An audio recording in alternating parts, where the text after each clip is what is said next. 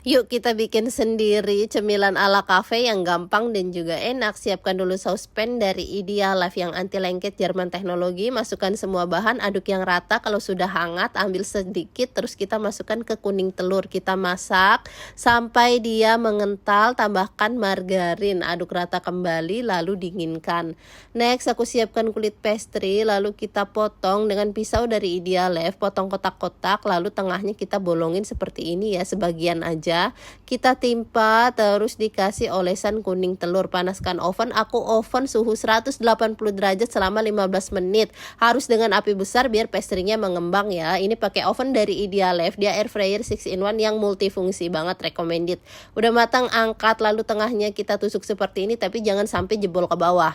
Ini aku siapin whipped cream, dikasih air dingin, aduk yang rata buat tambahan flannya tadi biar makin enak ya. Ini flannya udah dingin, kita campurkan, aduk rata lalu kita tuang ke dalam pastry-nya. Next kita kasih buah sesuai selera dan dompet kalian masing-masing. Kalau udah jadi siap dinikmatin deh fruit pastry ala cafe-nya. Ini enak, seger banget. All cookware di video aku beli di Idealife.